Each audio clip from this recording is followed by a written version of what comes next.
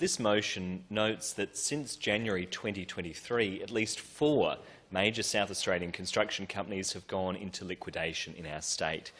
That's resulted in over 125 job losses, over 250 new residential buildings being left incomplete, and over $50 million in unpaid debts.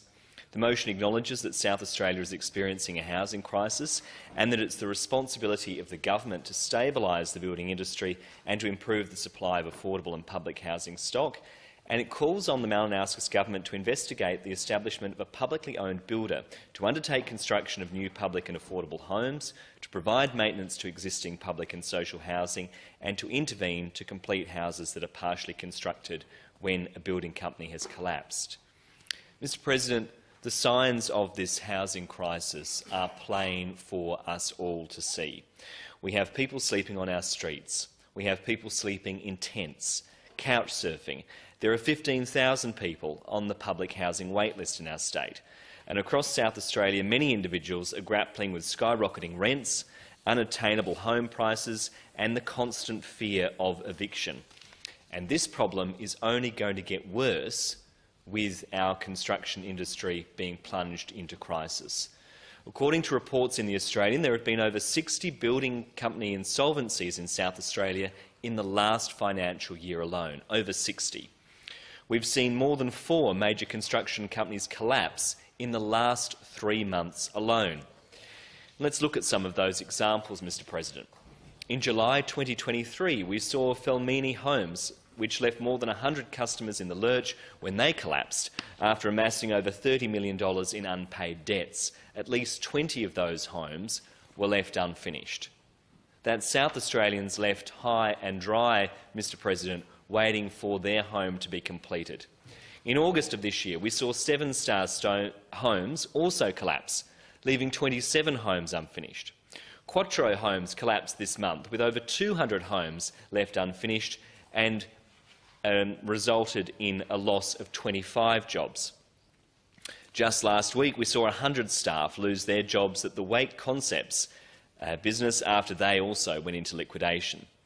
The link between the housing and construction crises and the need for a public builder is clear.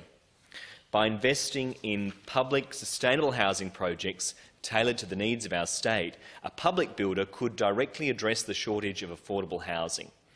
It is the responsibility of government to step in where market failure occurs, and that's what we need to see here in South Australia. At its peak, the South Australian Housing Trust was building almost half of all residential dwellings here in South Australia. Well, it's time, Mr. President, for the South Australian government to once again play a much more active role. We have a public builder. A public builder would stabilise SA's building industry and provide well-paid jobs and the opportunity to strengthen building standards. More public and affordable homes would mean less people being pushed into homelessness and less people needing to compete in the private rental market, also making renting more affordable. As well as constructing new public and affordable homes, a public builder could step in and complete houses that are partially constructed in instances where a builder has gone bust. And in those circumstances, Mr. President, the state could acquire equity in that individual's home and it could be paid back over time. There are examples of that in other jurisdictions around the world. Currently, the housing system relies on contracts with private developers to address the housing demand, including some affordable and social housing with private projects.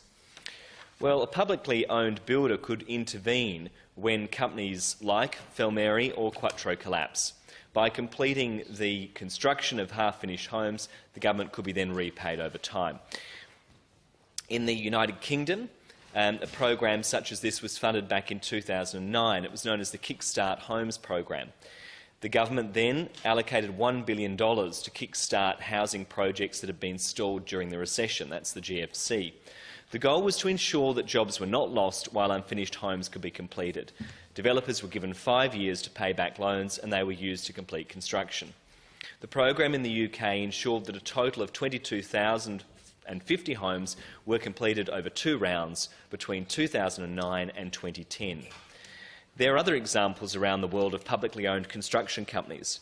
Germany has 2 publicly owned building companies, and Turkey is the same. Here in South Australia, Renewal SA is the state government's property development agency, but they do not, Mr President, actually do the building work themselves. They rely on private industry agreements to carry out their developments. And again, there is a risk involving these private partners if one of them falls into financial difficulty. There are examples of that happening. For instance, back in October of 2022, One Construct, I understand, went into liquidation while working on a number of homes for the SA Housing Authority, along with school upgrades. Having a public builder would mitigate the risk of private agreements not being fulfilled. There are other benefits to a public builder as well, such as ensuring construction jobs are considered public sector jobs with the protections and conditions that come along with that. And of course, let's not forget that there is a backlog of more than $300 million in terms of maintenance works that need to be completed on our public homes. A public builder could step in and ensure that those things are done as a matter of priority. Such a builder would also have significant purchasing power that would be able to reduce costs for building new properties. So the motion calls on the government to investigate this idea from the Greens. And Mr President, I must say, the government has a responsibility to step in and help those South Australians that have been left high and dry as a result of this construction crisis. It's not enough to say simply, as the government has said so far, oh well, people need to read the fine print. It's not enough to simply say, oh well, it's a market matter and the customer needs to read the fine print. That's not acceptable. The government needs to show some leadership here. Let's consider where we are, Mr President. We have at least 4 major South Australian construction companies that have gone into liquidation over the last 6 months. We've got hundreds of South Australians that have lost their jobs. We've got more than 250 new residential buildings that are incomplete, South Australians left high and dry, and we've got unpaid debts of more than $50 million. If this isn't an example of market failure, I do not know what is. The Malinauskas government needs to show some leadership here and investigate this idea from the Greens.